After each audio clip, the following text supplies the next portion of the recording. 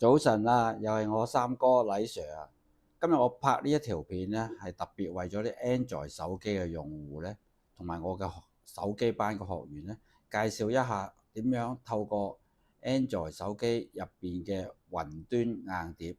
Google 雲端硬碟，可以將你手機入邊嘅相片或者影片就上載到你哋自己 Google 入邊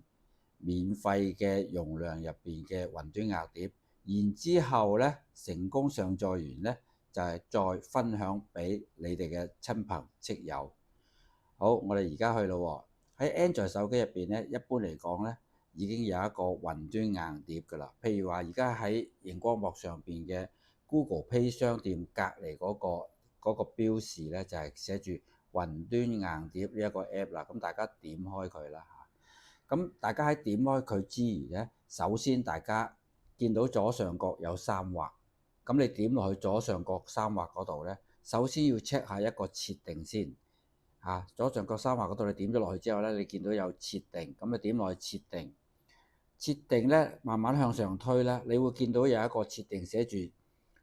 只透過 WiFi 轉移檔案嘅。咁喺呢個咁嘅設定嚟講咧，即係代表咧，如果你喺街你想用呢一個 Google 雲端硬碟去上載你嘅相片或者影片咧，係唔得嘅，係唔得嘅。咁所以我會建議各位咧，就一般嚟講咧，就將呢個設定咧就關咗佢。關佢嘅時候咧，佢會有個警告出嚟嘅。咁如果你唔立亂用呢一個 Google 雲端硬碟去上載影片咧，咁其實用你手機個無線數據嘅用量咧，其實都唔會太多嘅啫。譬如如果你上載10零幅相咧，其實都可能係幾十 M 啊，咁所以應該都唔會太嘥嘅。咁所以我建議大家咧關咗佢啦。關完佢之後咧，撳翻左上角設定嘅嗰邊嘅左箭嘴咧，出翻去個主畫面。如果正常咧，你入咗去 Google 硬碟之後咧，你就見到有個我的雲端硬碟。左邊左上角咁你點落去，肯定你係點落去我的雲端硬碟，就唔好點落去右邊嗰個電腦嗰度啊。咁然之後，大家見到熒光幕嘅右下角有個叫檔案嘅，咁你點咗我的雲端硬碟之後咧，隨即咧又要點落去我的檔案嗰度，咁佢就會顯示咗你自己 Google 嘅雲端硬碟入邊有冇內容啦。如果你之前曾經用過嘅，或者你之前曾經開過資料夾嘅話咧，咁咧你就會見到你之前開過資料夾或者你之前上載過去嘅檔案㗎啦。咁大家見到咧喺你嗰個 Google 硬碟入邊咧，你會見到右下角有個加號嘅。咁我建議大家喺每次分享影片或者相片俾朋友之前咧，最好咧自己咧有個習慣咧，就開一個資料夾。咁我撳個加號，一撳個加號之後咧，佢彈出嚟咧有幾個選項嘅。咁大家見到下邊咧又有寫住一個叫資料夾嘅。咁大家點落去資料夾度。咁今次我示範咧，我譬如話我設計個資料夾叫做分享咁先算啦，係咪？分享，今日係7月16號，咁咪分享716咁樣啦。我見呢個資料夾，咁一撳完確定之後咧，咁你就見到呢個分享716呢個資料夾就已經建立咗啦。咁隨即咧，大家點落去啦。點咗落去之後咧，佢自然嚟講咧，入邊咧係冇嘢噶嘛，係咪？第一次建立，咁所以咧，而家大家就可以再撳右下角個加號咧，去上載你哋所上載嘅文件啦。咁文件咧係包括相片啦、影片啦，甚至到你自己 Android 手機入邊嘅其他文件，例如係 PDF 啊，或者係 Word 啊，或者係 Excel 啊，或者係 PowerPoint 都得嘅。咁我哋就撳上載。一撳咗上過去之後，大家會見到佢彈出嚟個畫面咧，就係會彈出嚟你手機 DCIM camera 入邊嘅內容嘅。咁我之前曾經講過啦，所有 Android 手機嘅相機拍嘅相片同埋影片咧，就係擺喺你嘅內存嘅 DCIM 入邊有個資料夾叫 camera 嗰度嘅。咁大家而家見到熒光幕左上角嗰度就寫住 DCIM camera 啦。咁譬如話我隨便揀，譬如話我想要分享嘅相片，譬如我示範嚟講，我揀啲頭嗰5幅啦，1、2、3、4、5，咁揀完之後呢，大家見到右上角有個叫選取嘅，咁你就點落去選取。一點咗落去選取呢，佢會出現一個小小嘅視窗，就會顯示你頭先揀嗰5幅相或者影片嘅名稱啦，個檔案名稱。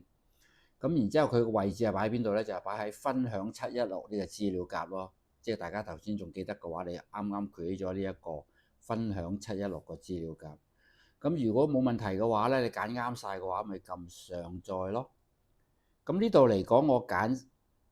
5張相，咁所以一般嚟講呢，上載你去你哋自己個 Google 個雲端硬碟嗰度嚟講呢，其實一般嚟講速度都應該都好快嘅，可能1-2分鐘就會做完㗎啦。咁所以大家見到嗱，而家上載完啦喎，係嘛？上載完啦，咁你見到你嗰5幅相啦。咁我就建議大家咧用一個叫做圖示嘅顯示形式喺右上角嗰度，亦都有個叫列表形式嘅。如果你上載個檔案較為多嘅話咧，我會建議大家咧用列表形式。但係如果呢個上載個檔案唔係太多㗎，咁你用圖示嘅形式都得嘅。咁你起碼睇到咧，你係成功完成咗個上載。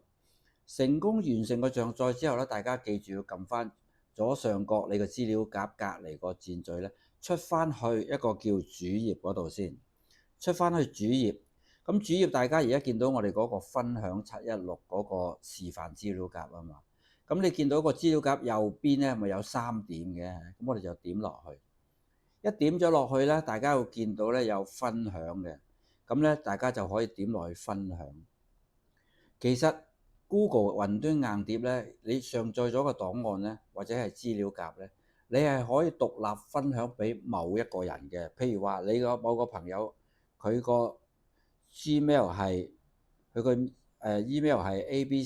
abc@gmail.com 嘅，gmail.com，你係可以獨立 send 俾佢嘅，獨立 send 俾佢嘅。咁大家見到下邊有個箭嘴寫住編輯者，咁如果你 send 俾個朋友，淨係俾佢睇咧，記住撳落去右邊個箭嘴咧，就淨係寫住檢視者就算啦。咁然之後咧，你就可以撳呢一個右上角呢一個三角呢個發送嘅標誌。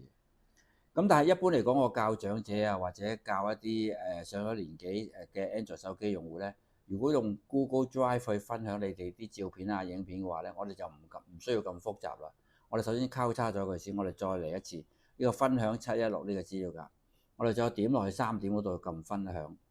咁大家見到中間嗰度寫住管理存取權嘅，同埋寫住一個叫未共用嘅。咁大家點落去未共用，點咗落去未共用之後咧，大家中間亦都見到有個叫受限制，咁你咪點落去受限制咯。咁受限制之後咧，佢又會有一欄咧寫住受限制，咁你再點落去。咁受限制下邊咧就會有個任何知道連結的使用者，咁大家點咗落去之後咧，即係代表咧，如果我分享咗呢一個 folder 俾任何知道連結的使用者，而下邊咧亦都係有俾你揀檢視者、留言者或者編輯者。咁一般嚟講，我建議同學仔或者學員們咧，或者朋友仔咧，就淨係揀檢視者就好啦。好啦，你做完噶咯喎，其實你已經 set 咗呢一個資料夾嗰個分享噶咯，就係俾晒全世界所有人咁解啦。咁右上角大家見到有個少少嘅連結標誌嘅，咁大家就點落去。一點咗落去，你會見到下邊有寫住已複製。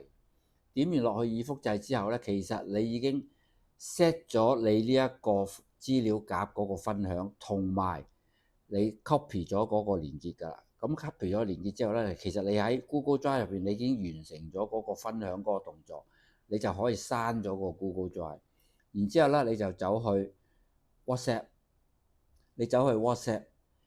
就揀你要分享俾個朋友嘅。譬如果而家嚟講，我想揀去分享翻俾我自己咁先算啦。咁我就揀咗我自己嗰個 WhatsApp 之後咧，我就點落去個信息嗰度撳實。然後你就會見到有個貼相噶啦，咁撳咗貼相之後咧，你就會見到咧嗰條連結，你頭先 copy 嗰條連結咧就會見到出咗嚟啦。咁然之後你咪撳發送咯，一撳咗發送，咁譬如啦，而家我當我自己係另外一部手機，我收到啦，我收到你個朋友或者你嘅親戚收到你條 Google Drive 嘅連結，其實佢冇嘢做嘅，總之佢 check 清楚條連結。係安全嘅，通常寫住 https://drive.google.com， 咁就一般嚟講呢個係一個安全嘅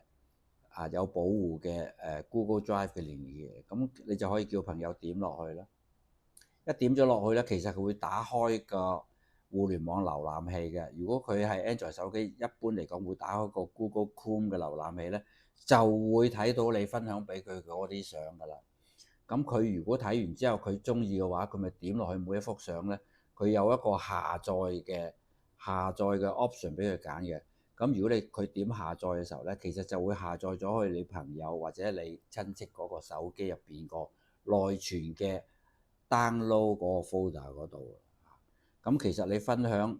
就完畢㗎啦嚇。咁但係因為呢個方法咧，其實就最容易，但係咧其實佢有一個唔好處嘅，就係話，因為你係分享到一條連結俾個朋友，如果個朋友唔生性，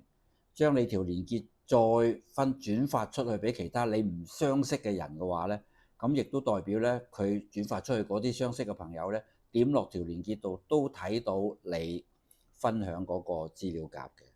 咁所以我建議大家喺分享嘅時候咧，喺 WhatsApp 或者 WeChat 咧，最好就打一句嘢啦，喺你個 WhatsApp 或者 WeChat 分享條連結之後就打一句嘢，就話我分享呢條連結咧，大約咧會係分享1個星期㗎。咁下個禮拜大約呢個時候咧，我就會將條連結剷咗，或者我會將我 Google Drive 入邊嗰個資料夾咧就會 delete 咗㗎啦。咁麻煩你咧就喺1個禮拜之內睇啦，咁樣。咁呢個方法唯一一個唔好處就係咁啫。